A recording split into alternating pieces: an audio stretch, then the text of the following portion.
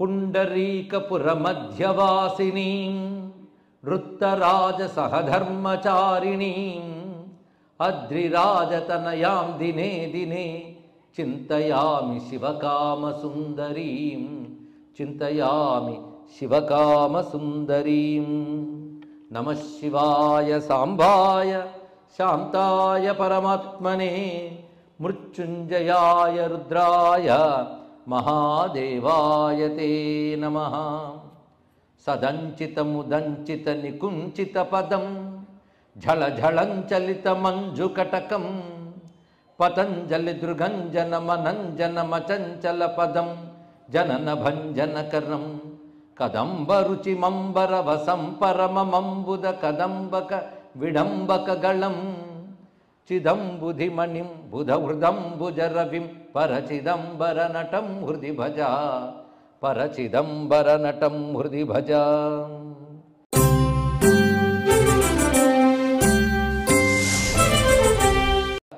నటరాజ వైభవం చిదంబర మహత్యాన్ని మనం చెప్పుకుంటూ వస్తున్నాం. రహస్యమైన చిదంబర విషయాల్లో అత్యంత ముఖ్యమైన ఘట్టాన్ని ప్రస్తావన చేసుకోవడం జరిగినది. శివుని యొక్క ఆనంద తాండవాన్ని మనందరం దర్శనం చేశాం. వ్యాఘ్రపాదునికి పతంజలికి స్వామి చూపించినటువంటిది. వారి తపస్సు వల్ల దేవతలు ఋషులు కూడా చూడగలిగారు. అటువంటి దివ్యమైనటువంటి స్వామి యొక్క ఆనంద తాండవం భవ్యమైనటువంటి తిల్లవనంలో అంబరము అనబడే చోట జరిగినది. పరమేశ్వరుని యొక్క చిచ్చక్తితో వ్యాపించిన అంబరం అది చిదంబరం. ఆ చిదంబరంలో స్వామి యొక్క నాట్యాన్ని చూసి పరవశించిపోయే ఋషులు, అదేవిధంగా దేవతలు, వీరందరికీ ముందు ఉన్న వ్యాఘ్రపాదుడు పతంజలి. కొద్దిమంది తపస్సు ఎంతమందిని అనుగ్రహించిందో. వ్యాఘ్రపాద పతంజలి యొక్క తపస్సు ఇంతమందికి శివ తాండవ దర్శనానందానుభూతినిచ్చింది. మనం ఒక 3 రోజుల క్రితం ఒక మాట చెప్పుకున్నాం. భగవంతుడు నాట్యం అనుగ్రహం, ఆనంద తాండవం ఆయన ఒక అనుగ్రహం, దాన్ని దర్శించడం అనుభవం అని. అనుగ్రహం తాండవమైతే దర్శనం అనుభవం. కనుక ఏ బ్రహ్మానందానుభవం సచ్చిదానందానుభవం అని వర్ణిస్తారో మోక్షానందం, ఆ మోక్షానందాన్ని అనుభవానికి తెచ్చుకున్న ఋషులు. అది అర్థం ఇక్కడ. తాండవాన్ని దర్శించుట అంటే బ్రహ్మానందాన్ని అనుభవించుట. బ్రహ్మానందం ఎవరివ్వగలరు? బ్రహ్మమే ఇస్తాడు. కానీ బ్రహ్మానందం ప్రకటింపబడింది శివతాండవ రూపంలో. తపస్సిద్ధులైన మహాత్ములు దాన్ని అనుభవించారు. ఇది ఆనంద తాండవం యొక్క పరమార్థం. ఆనంద తాండవాన్ని చూసి పరవశించే ఇంకా మాట వస్తుందా? కొంతసేపటి తర్వాత వారు తేరుకున్నారు. తేరుకుని స్వామిని చూసి నమస్కరిస్తున్నారు. వేదైర్మృదంగ శంఖాదిరవైర్ముఖరితే భృశం శంభోస్తపోధనా సర్వే మమంజుస్తాండవార్ణవే.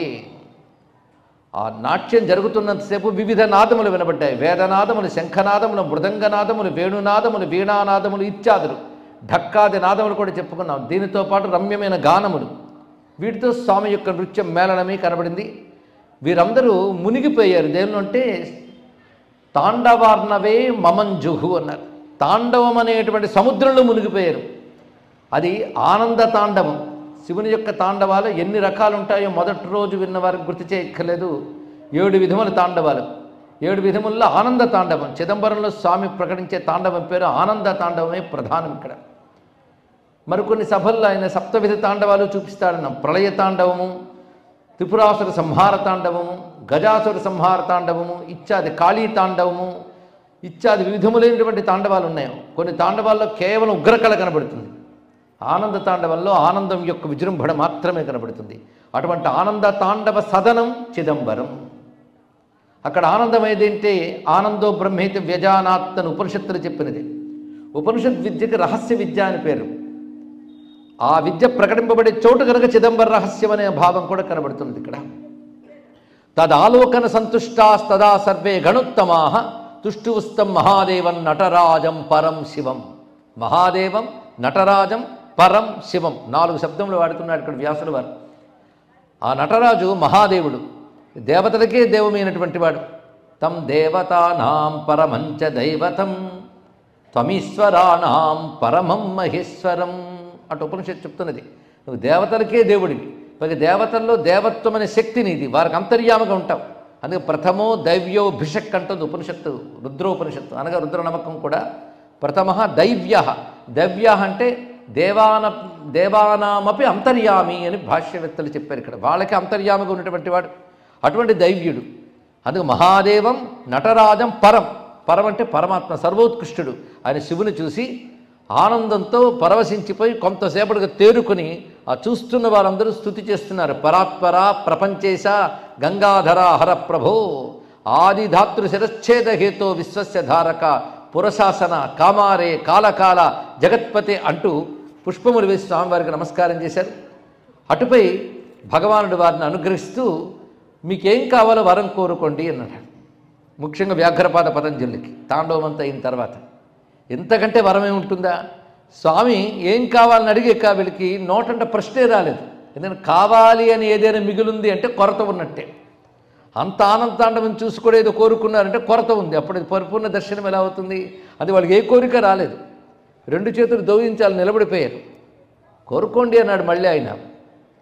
వెంటనే వ్యాఘ్రపాదుడు కోరుకున్నాడు. ఏమనంటే, భగవన్, నేను ఇంతకాలం ఏ పూజలు నీకు చేశానో, ఇకపై ఏ పూజలు చేయబోతున్నానో అవన్నీ నీకు తృప్తి కలిగించుగాక, నువ్వు స్వీకరించువుగాక అన్నాడు.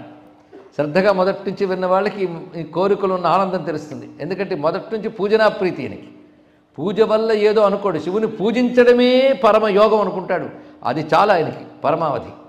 ఏష ఏవ వరశంభో మమ శ్రేయానపశ్చిమ ప్రసీద మహ్యమిత్యుక్త్వా ప్రణనామ నటేశ్వరం. అంతేకాదు, ఎప్పుడు నీ పూజ చేసేటటువంటి భాగ్యం నాకు లభిస్తే చాలన్నాడు. ఏమి కోరికండి. అందుకే పూజా యోగి వ్యాఘ్రపాదుడు అని పెట్టవచ్చు. పూజా యోగి అన్నారు. ఎందుకంటే పూజ కూడా ఒక యోగం. అందుకే ఇన్ని పూజలు చేశాను కానీ నాకు ఏం ఫలితం దక్కిందండి అంటారు కొంతమంది. పూజించడమే ఫలితం ఆయన అని తెలియాలి. ఎందుకంటే పూజించడం అన్నా యోగం ఉండాలండి. చెవిలో శతపోరినా పూజ చేయరు, జపం చేయరు. ఎందుకంటే ప్రారంధం అంత పీడిస్తూ ఉంటే బుద్ధి కూడా పుట్టదు. పూజ చేయడం ఒక యోగం. పూజ వల్ల ఏదో మంచి వస్తువుని పూజ చేసేవాళ్ళు చాలామంది ఉంటారు. అంటే వాళ్ళకి ఫలం మీద కోరుకుంది. కానీ పూజించడమే యోగం అని చేయడం అన్నదే అది గొప్ప విషయం ఇక్కడ. అంటే పూజలో ఆయన శివానుభూతి పొందుతున్నాడు. దేనిలో భగవద్ అనుభూతి జరుగుతుందో దానినే యోగం అంటారు. ఈ నిర్వచనం బాగా గుర్తుపెట్టుకోవాలి. దేనిలో భగవద్ అనుభూతి మనం పొందుతామో దాని యోగం అంటారు. ధ్యానంలో పొందితే ధ్యాన యోగం, జపంలో పొందితే జపయోగం, పూజలో పొందితే పూజాయోగం, యజ్ఞంలో పొందితే యజ్ఞయోగం. యోగం అనే మాట అక్కడ వాడాలి, లేకపోతే కర్మలైపోతాయి. ఎప్పుడు యోగం అవుతుందంటే అందులోంచి నీకు భగవద్ అనుభూతి లభించినప్పుడు. ముందు అనుభూతి కోసం పూజ చేయి, తర్వాత అనుభూతితో పూజ చేయి. కొందరు అంటూ ఉంటారు, చిత్తశుద్ధి లేని శివ పూజలు ఎలా అన్నారు కనుక పూజలు మానేశానండి అని. అంటే ఎలాగో చిత్తశుద్ధి లేదు కనుక శివ పూజ మానేశానండి. కానీ ముందు చిత్తశుద్ధి కోసం పూజ చేయి, తర్వాత చిత్తశుద్ధితో పూజ చేయి. చిత్తశుద్ధి కోసం చేసే పూజలో అంత అనుభూతి లభించదు. కానీ చిత్తం శుద్ధమయ్యాక చేసినప్పుడు చాలా తృప్తిగా ఉంటుందండి. ఎందుకంటే నీరు మనం పోసుకున్నప్పుడు కాలి నిండా మట్టి ఉందనుకోండి, నీటి స్పర్శ తెలియదు, మట్టి అంత అంటుకుంది. కానీ కొంతసేపటికి అదే నీరు పోస్తూ ఉంటే మట్టిపోయి నీటి యొక్క స్పర్శ తెలుస్తుంది. అదేవిధంగా మనకు పాపపు మట్టి ముందు వదలాలంటే పూజ అనే జలం పోయాలి. ఆ పాపపు మట్టి వదిలిపోయి పూజల రుచి అప్పుడు తెలుస్తుందండి. ఇక్కడ ఆ రుచి గ్రహించినప్పుడు తులసి దళములతో సంతోషముగా పూజింతు అని త్యాగం ఎందుకన్నారో, షోడశ కళానిధికి షోడశోపచారములు జాడతోడ నిచ్చలను సమర్పయామని అన్నమయ్య ఆ ఆనందాన్ని ఎలా అనుభవించాడో మనకు తెలుస్తుంది. అలా పూజించే యోగం కలవాడేవాడు వ్యాఘ్రపాదుడు. అదే నాకు ఇది చాలన్నాడు ఆయన. అంటే మరొక వాంఛ లేదు మహానుభావుడికి. ఆ తర్వాత ఈయన్ని అడిగాడు పతంజలి. ఆయన ఒక చిత్రమైన మూర్తి, ఒక్కొక్కప్పుడు దివ్యమైన దేవతాకృతి ధరిస్తాడు, అందులో మళ్ళీ పడగలు చూపిస్తాడు, మళ్ళీ సర్పరూపంలో నిలబడతాడు ఆయన. ఆయన ఒక్కసారి తన ఫణారత్నముల కాంతి ప్రకాశిస్తున్నట్టుగా నమస్కరించి, భగవన్, నా కోరిక ఏంటంటే అందరికీ నీ యొక్క తాండవ దర్శనం అగుగాక, పైగా ఇది చూసిన ప్రతి వారికి కూడాను క్లేశములు తొలగ్గాక, అనేక రకమైన రుగ్మతులు జన్మ జన్మాంతరమైన పాపములన్నీ తొలగిపోయి వాళ్ళు శుద్ధులై ఆనందాన్ని అనుభవించుదురుగాక అని అనగానే అందరూ ఒక్కసారి భయపడ్డారు చుట్టూ వాళ్ళు. ఇదేం కోరికయ్యా, ప్రమాదకరమైన కోరిక, అందరికీ శివతాండవ దర్శనం అయిపోవాలా? చాలా బాధగా ఉంది. నాకు వ్యాఘ్రపాదునికి ఎలాంటి దర్శనం ఇచ్చేవో ఇలా అందరికీ దర్శనం ఇవ్వాలన్నాడు. అంటే ఈయనంత గొప్పవాడు చూడండి. ఎవడైనా కష్టపడి కూడా సాధిస్తే ఇంకొకటితో పంచుకోవడానికి ఇష్టపడ్డు సాధారణంగా. నేను ఇంత కష్టపడి సాధించాను, నీకేం కష్టం లేకుండా నీకెలా రావాలి? కనుక నువ్వు కష్టపడాల్సిందే అనుకుంటావు సాధారణంగా, అవునా లేదండి? లోకంలో సహజం. కానీ ఈ మహానుభావుడు ఉన్నాడే పతంజలి, అందరూ తరించిపోవాలి. ఇవాళ ఇక్కడున్న వాళ్ళందరూ ఎలా తరించిపోయామో అందరూ నీ దర్శనాన్ని చూడాలి, అందరూ సంతోషించాలి. అస్మిన్ లోకే జనా సర్వే పరమానందం అద్భుతం అనుభూయేహ తృప్యంతు సర్వే సంతు నిరామయాః. నీ ఆనంద తాండవాన్ని చూస్తే అందరూ నిరామయులై ఉంటారు. ఆమయము అంటే రోగము, బాధ, వేదన, ఇన్ని అర్థాలు ఉన్నాయి. నిరామయం అంటే రోగము లేకుండా, ఏ బాధ లేకుండా, ఏ వేదన లేకుండా ఉండాలి అంటే నీ నాట్యం చూడాలి. శివతాండవానికి ఔషధం అని పేరుందండి. ఇది ఒక రహస్యం. ఔషధం ఏం చేస్తుందంటే అన్ని రోగాలు పోగొడుతుందట. అలాగే శివతాండవం చూస్తే అన్ని రోగాలు పోతాయి, సంసార రోగంతో సహా అన్నారు. ఇక్కడ సంసారం పెద్ద రోగం, కానీ అది గుర్తించడం చాలా కష్టం. డయాగ్నైజేషన్ కష్టం. అది ఇక్కడ డయాగ్నైజ్ చేస్తే అప్పుడు ప్రయత్నం చేస్తాం. సంసార రోగం అని చాలామంది అనుకోరు, అది కూడా ఒక లక్షణమే అనుకుంటూ ఉంటారు ఇక్కడ. కానీ సంసార రోగం కూడా పోతుందిట. మిగిలినటువంటి ఆది వ్యాధులు కూడా తొలగుతాయని వేరే చెప్పాలా? అది శివతాండవం ఔషధం. అలాంటి ఔషధం అందరికీ దొరకదు. ఇప్పుడు అందరికీ దొరకాలంటున్నాడు ఎవడు? పతంజలి. ఆయన ఎంత మహానుభావుడు అండి. ఆయన కరుణ అపారం. అనుభూయేక తృప్యంతు సర్వే, అందరూ ఆనందించాలి. నిస్తరంతు మహాఘోరం సజ్జ సంసార సాగరం నపివంతు పునస్తన్యం మాతుర్దృష్ట్వైవ తాండవం.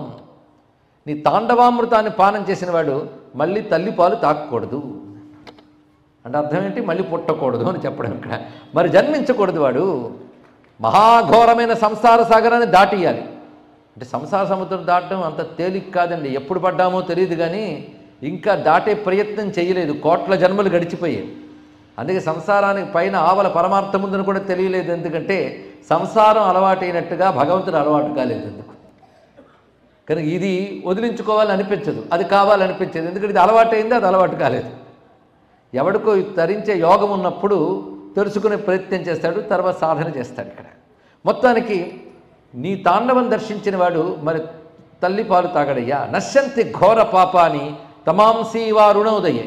అయ్యా, ఇన్ని జన్మల పాపాలు ఒక్క తాండవం చూస్తే పోతాయా అంటే రాత్రి అంతా ఉన్న చీకటి ఒక్క సూర్యోదయంతో పోవడం లేదా అన్నాడు. ఇక్కడ కొన్ని గంటలు ఉన్న చీకటి క్షణకాలం సూర్యోదయంతో ఎలా పోతుందో నీ తాండవం చేతి ఇవన్నీ తొలగిపోతాయి సుమా అని చెప్తూ, పైగా ఎటువంటి తాండవం? యత్కృతం నృత్తం సర్వమంగళయా సహ, సర్వమంగళ అయినటువంటి శివకామ సుందరితో నువ్వు చేసే నృత్యం ఇక్కడ ఎప్పుడు శాశ్వతంగా ఉండాలి, అందరికీ కనబడుగాక అన్నాడు.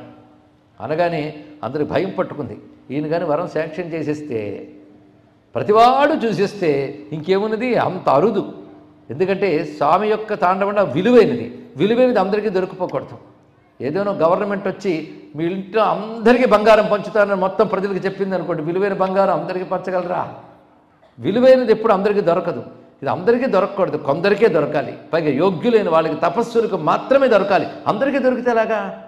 అందుకు ఈయన కానీ వరం అంగీకరించేశాడా? ప్రమాదమే అనుకుంటున్నారు. శివుడు ఏం చేస్తాడో చూస్తున్నారు చాలామంది. పతంజలి మాత్రం అడిగేశాడు. అడగగానే శివుడు చిన్న నవ్వు నవ్వి తథాస్తు అన్నాడు. ఇక్కడ తతస్తథేతి దేవేన వరేదత్తే దయోత్తరం. ఆయన అసలు దయామయుడు. నటరాజస్వామికున్న పెద్ద పేరు ఏమిటంటే కారుణ్యమూర్తి. నటరాజమూర్తి పేరు కారుణ్యమూర్తి. అందుకే మనం ముందు నటరాజ మంత్రం చెప్పుకున్నాం. యస్మాత్ సర్వం సముత్పన్నం చరాచరమిదం జగత్ ఇదం నమో నటేశాయ తస్మై కారుణ్యమూర్తయే. అందుకే ఆయన కారుణ్య నిధి. నటరాజమూర్తి అంటేనే కరుణ. అందుకే కరుణతో తథా అన్నాడు. తథాస్తు అన్నాడు వెంటనే. అలాగే జరుగ్గాక, తథేతి యుక్వా, అలాగే జరుగ్గాక అన్నాడు. అహోదేవస్య మహితి దయాస్మాస్వన్య దుర్లభ. వెంటనే వాళ్ళందరూ ఆహా, స్వామి దయ ఎంత గొప్పది. అత్యంత కష్టసాధ్యమైనటువంటి తాండవామృతాన్ని అందరికీ లభింపజేసేలా చేసిన ఈ పతంజలి హృదయం ఎంత గొప్పది. ఎంత కష్టపడి చేసి అందరికీ దొరికేటట్టు చేశాడు. అందుకే మహాత్ములు ఎల్లవేళలా లోక కళ్యాణం కోరుకుంటారు, లోకం బాగుండాలని కోరుకుంటారు. మా కశ్చిత్ దుఃఖభాగ్ భవేత్ అంటాడు వేద ఋషి, భారతీయ ఋషి. తెలుసుకోండి, ఇక్కడ ఏ ఒక్కడు దుఃఖంతో ఉండకూడదు, ఏ ఒక్కడు రోగంతో ఉండకూడదు. అది సనాతన ధర్మం యొక్క హృదయం. అందరూ బాగుండాలి. సర్వే జనా సుఖినో భవంతు. అది ఋషుల హృదయం అండి. అంత అపారమైనటువంటి దయ కలిగిన ఋషులు ఇచ్చిన ధర్మం పేరు ఆర్షధర్మం, ఆర్యధర్మం, సనాతన ధర్మం, భారతీయ ధర్మం, హిందూ ధర్మం. అది దాని యొక్క గొప్పతనం. హిందూ ధర్మంలో అందరూ బాగుండాలంటుంది. మనం ఎవరిని విమర్శించం, కానీ మీరు మా మతంలోకి వస్తే బాగుండాలి, లేకపోతే మేమేమైనా చేస్తాం అనేవి ఇతర ధర్మాలు. మీరు ఏ మతంలో ఉన్నా పర్వాలేదు, మీరు అందరూ బాగుంటే చాలు ఉంటుంది హిందూ ధర్మం. అది హిందూ ధర్మం యొక్క గొప్పతనం. అదే అందరూ చూడాలి, అందరూ ఆనందించాలి. ప్రసీద పరమేశాన సర్వేశాన కృతే విభో. వెంటనే అందరూ ఆనందించి అక్కడ నమస్కారం చేస్తూ, ఆహా ఎంత ధన్యమైన దయ చూపించేవయ్యా. ఈ దయ నీ నుంచి ప్రకటింపజేసిన పతంజలి యొక్క దయ అంత గొప్పదో, కరుణాహృదయుడు ఆయన. సతద్విజ్ఞాపనం శృత్వా, అటు తర్వాత చిదంబర జ్ఞానాన్ని మాకు ఉపదేశించు అని అడిగారు అక్కడున్న మహర్షులు. అడిగితే చిదంబరం అంటే ఏమిటో చెప్తున్నాడు శివుడు. ఇప్పటి వరకు విన్న వాటిలో శివుని మాటలు అని ఒక దగ్గరికి తీసుకొస్తే శివగీత తయారవుతుంది. ఒకవేళ శ్రద్ధగా విన్నవాళ్ళు ఎవరైనా ఉంటే వాళ్ళకి వేరే చెప్పనక్కర్లేదు. మొన్నటికి మొన్న బ్రహ్మదేవుడు అది ఆదిశేషువు చర్చ విన్నాం మొన్నటి రోజున. ఆ తర్వాత శివుడు ఆదిశేషువుతో చెప్పినటువంటి సృష్టి రహస్య విజ్ఞానం గ్రహించడం జరిగింది. తత్పూర్వం నందికేశ్వరుడితో శివుడు చెప్పిన మాటలు కూడా గుర్తున్నాయి కదా. పురాణం కథ పేరుతో ఎంత జ్ఞానాన్ని ఇస్తుందో. ఇప్పుడు చిదంబరం అంటే ఏంటో చెప్పమని అడిగితే, పైగా అడిగిన వాళ్ళు వ్యాఘ్రపాద పతంజలి. ఆయన మాట్లాడుతున్నది వ్యాఘ్రపాద పతంజలితోనే, కానీ వెనకాలం ఋషులందరూ వింటున్నారు. బ్రహ్మన్ విష్ణు సురాస్ సర్వే, బ్రహ్మదేవుడు అక్కడే ఉన్నాడు. ఆయన్ను ఉద్దేశించి, విష్ణువును ఉద్దేశించి, దేవతలను ఉద్దేశించి వ్యాఘ్రపాద పతంజలి వాళ్ళ ఉభయుల్ని కూడా ఉద్దేశించి శృణుతో ఉపనిషద్గీతం. ఇప్పుడు మీకు చెప్పబోతున్నది ఉపనిషద్గీతం. ఉపనిషత్తుల్లో గానము చేయబడినటువంటి జ్ఞానాన్ని చెప్తున్నాను. గీత అంటే బ్రహ్మ విద్య అని కూడా అర్థం ఉన్నది. ఇది ఉపనిషత్ ప్రతిపాద్యమైన బ్రహ్మ విద్యను మీకు చెప్తున్నాను. స్థానం చైత చిదంబరం. చిదంబర స్థానం అంటే ఏం చెప్తున్నాను. చిదంబరం అంటే ఏమిటో కాస్తుమా, చిదంబరం అంటే జ్ఞానం. ఇది అర్థం కూడా మరొకటి కాదు. జ్ఞానమేవ చిదంబరం. ఈ వాక్యం గుర్తుపెట్టుకుంటే చాలు. జ్ఞానమే చిదంబరం. జ్ఞానం అంటే దేని యందు పరమాత్మ తప్ప మరేది ఉండదో దాని పేరు జ్ఞానం. విన్నారు కదా, పరమాత్మ తప్ప మరేది ఉండదు. మీకు విషయములు ఏవి చెప్పుకున్నా విషయ జ్ఞానములు ఉంటాయి. విషయ జ్ఞానం లౌకికం, దాన్ని మనం జ్ఞానం అనడానికి లేదు. అది వ్యవహార జ్ఞానం. పరమార్థాన్నే జ్ఞానం అనాలి. ఇక్కడ సత్యం జ్ఞానం అనంతం బ్రహ్మ అని పరమాత్మ గురించి ఉపనిషత్తులు చెప్తాయి. అక్కడ చెప్పిన జ్ఞానం ఏంటి? వంట వండే జ్ఞానం, బండి నడిపే జ్ఞానం, ఆ జ్ఞానాలు కావు ఇక్కడ. అక్కడ జ్ఞాన శబ్దానికి అర్థం ఏంటంటే కేవలం ప్రతి వారిలోనూ చైతన్యముగా ఏది ఉందో అదే జ్ఞానం. నాకు ఈ విషయం తెలియలేదండి అన్నాడు ఒక ఆయన. తెలియలేదన్న విషయం తెలిసింది కదా అన్నాడు గురువు. నాకు విషయం తెలియలేదు అని తెలుసుకున్నావు కదా నువ్వు. తెలియలేదని చెప్పడానికైనా తెలిసిందని చెప్పడానికైనా లోపల ఒకటి ఉండాలి. దాని పేరు చైతన్యం. అది ఉంటేనే చెప్పగలరు. ఆ చైతన్యమే జ్ఞానం. దాని పేరు ప్రజ్ఞానం అన్నారు. అన్నీ తెలుసుకునేదేదో అది ప్రజ్ఞానం. ఈ ప్రజ్ఞానం అందరిలో ఉంటుంది. అదే బ్రహ్మము. ప్రజ్ఞానం బ్రహ్మ. అది తెలుసుకోవాల్సింది. జ్ఞానం దేనికుంది అంటే శరీరానికి లేదు. నిజానికి చెప్పాలంటే చెయ్యికి జ్ఞానం లేదు, కాలుకి జ్ఞానం లేదు, ఇంద్రియాలు వాటిందరికి వాటి జ్ఞానం రాదు. ఎవడో జ్ఞానం ఇవ్వాలి వాటికి. ఎవరిస్తున్నారో జ్ఞానం అంటే బుద్ధిస్తుంది. అప్పటి వరకు వచ్చాం. బుద్ధికి జ్ఞానం ఎవరిస్తున్నారు? బుద్ధికి జ్ఞానం అందుతోంది, కానీ బుద్ధి స్వతసిద్ధంగా జ్ఞానం కాదు. ఇప్పుడు చేతికి ఒకటి ముట్టుకుంటే చల్లదనం తెలిసింది అంటే తెలిసే శక్తి చేతికి వచ్చింది, లేకపోతే చెయ్యి జడమే. నిద్రపోయిన వాడికి స్పర్శ కూడా తెలియదు. అంటే చేతికి చైతన్యం ఎక్కడి నుంచి వచ్చింది? బుద్ధి నుంచి వస్తుంది ప్రాణం సహాయంతో. బుద్ధికి ఎవడిస్తున్నాడు చైతన్యం? ఇది అద్దంలో సూర్యకాంతి పడ్డట్టు బుద్ధికి చైతన్యం వచ్చింది, కానీ అద్దం స్వయంగా కాంతినివ్వదు. కానీ సూర్యుడి నుంచి కాంతి పోతే తిరిగి ఇవ్వగలుగుతుంది. కానీ బుద్ధి ఇంద్రియాలకు శక్తినిస్తుందంటే అద్దం గోడకి వెలుగిచ్చినట్టేనండి. కానీ అద్దానికి వెలుగు ఎవరిచ్చారు ఆలోచించాలి. అలాగే బుద్ధికి వెలుగు ఎవరిచ్చారు? చైతన్యం ఎవరిచ్చారంటే ధియో యోన ప్రచోదయాత్. అక్కడుంది రహస్యం అంతా. యో బుద్ధే పరతస్తు సహా. బుద్ధికి కూడా ఆవల ఉన్నది ఆ చైతన్యం. అది శుద్ధ చైతన్యం. అది దానికి ఎవరో ప్రకాశం ఇవ్వక్కర్లేదు. అద్దానికి అది వెలుగిచ్చింది, కానీ సూర్యుడికి వెలుగు ఎవరు ఇవ్వాలండి? అలాగే బుద్ధికి కూడా వెలుగబడిస్తున్నాడు వాడు. జ్ఞానం అంటే ఆ పరమాత్మకు మరొక పేరు జ్ఞానం. అది తెలుసుకోవాలి. జ్ఞానం అంటే భగవంతుడు పరమాత్మయే జ్ఞానం. అందుకని చైతన్య స్వరూప అంటూ ఉంటాం. చిద్రూప అనే మాటకు అర్థం అది. మనం చిద్రూప అనే నామం చదువుతాం. చిద్రూపి పరదేవత భగవతి అంటాం. కానీ చిద్రూపం అంటే ఇది అర్థం అండి. కేవల చైతన్యం అది. దాని నుంచి ప్రపంచమంతా చైతన్యాన్ని పొందుతుంది. ఆ కేవల చైతన్యానికి జ్ఞానం అని పేరు. ఆ జ్ఞానం ఎక్కడుంది అంటే ఎక్కడ లేదు. దాని పని విస్తరించుడు దాని యొక్క లక్షణం. విస్తరించాడన్న అంబరము అంటారు. అంబరం అంటే విస్తరించున్నది అని అర్థం. అంబరం అంటే స్ప్రెడ్. మన వస్త్రానికి అంబరం అని పేరు పెడతాం, ఎందుకంటే అది స్ప్రెడ్ అవుతుంది కనుక. ఆకాశానికి అంబరం అని పేరుంది, ఎందుకంటే అది వ్యాపించింది కనుక. ఆకాశం అన్నిటికంటే వ్యాపక లక్షణం ఎక్కువ ఉన్నది. అవునా లేదా ఆలోచించండి. భూమి కంటే ఎక్కువ ఉంది ఆకాశం. అవునా లేదా?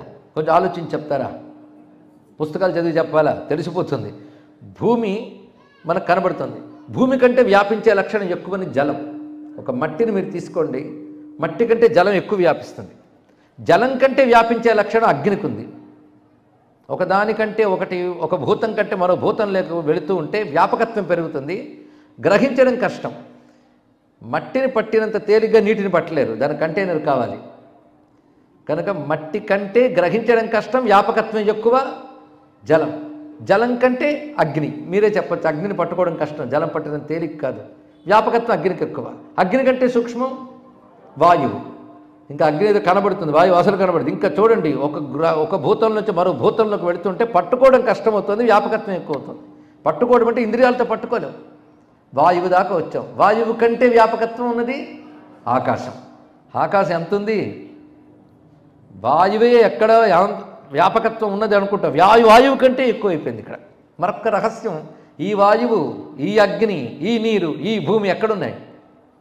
ఆకాశంలోనే ఉన్నాయి. ఇది ఆలోచిస్తే ఆకాశంలోనే ఇవన్నీ ఉన్నాయి. కానీ ఆకాశం ఎలా అంటే మొత్తం మిగిలిన 4 భూతాలని తనను చూపిస్తుంది, 4 భూతాలను లయం చేసుకుంటే తను అలాగే ఉంటుంది. ఈ ఆకాశం ఎక్కడి నుంచి వచ్చింది? ఇది ఆలోచించాలి. చూడండి, మన చిన్న అనుభవాల నుంచే ఆలోచించేస్తే సులభంగా అరటిపండు ఒలిచినట్టు పరమాత్మ దొరికిపోతాడు. కానీ ఆకాశం ఎక్కడి నుంచి వచ్చింది? ఇప్పుడు వెళ్ళాలి. ఎవరైనా చెప్పగలరు ఆకాశం ఎక్కడి నుంచి వచ్చిందో? ఫిజిక్స్ చెప్పలేదు, మెటీరియల్ సైన్స్ చెప్పలేదు, సూపర్ సైన్స్ చెప్పగలదు. ఆ సూపర్ సైన్స్ పేరు హైందవ ఆధ్యాత్మిక శాస్త్రం. అది చెప్తూ చూడండి. ఇప్పటి వరకు ఆకాశం ఎక్కడి నుంచి వచ్చిందని ఎవరూ చెప్పలేదు, కానీ స్పష్టంగా ఆకాశం ఎక్కడి నుంచి వచ్చిందో ఉపనిషత్తు చెప్తోంది. అది ఏతద్ ఉపనిషద్ గీతం అన్నాడు. ఇక్కడ ఆకాశానికి పైన ఒకటి ఉంది, అది ఇంకా గొప్ప ఆకాశం. ఆకాశం అంటే మొత్తం వ్యాపించిన చైతన్య స్వరూపము అని అర్థం. కాశం అంటే ప్రకాశం అనగా చైతన్యం.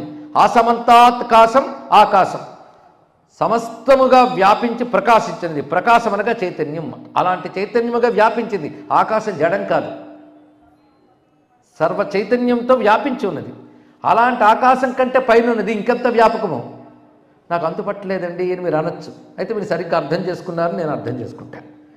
ఎవరైనా వీళ్ళు అర్థం కాలేదన్నారంటే నేను ఆనందిస్తాను. ఎందుకంటే ఆకాశమే అంతుపట్టదు అన్నప్పుడు ఆకాశం కంటే సూక్ష్మమైనదంటే అంతుపట్టలేదని మీరు ఒప్పుకున్నారంటే అది గొప్పదని అర్థం. అంతుపట్టనంత ఆకాశం కంటే అది వ్యాపకం. ఎందుకంటే అది ఆకాశం కంటే ఆవల ఉంటూ ఆకాశమునందు వ్యాపించి అన్నిటి తనలో వ్యాపింపజేసిందంటే అది ఎంత గొప్ప ఆకాశం. కనుక ఈ కనబడుతున్న ఈ ఆకాశం భూతాకాశం, మహాకాశం. దానికి పైనున్న ఆకాశం చిదాకాశం. ఆ చిదాకాశమే చిత్ అంబరం.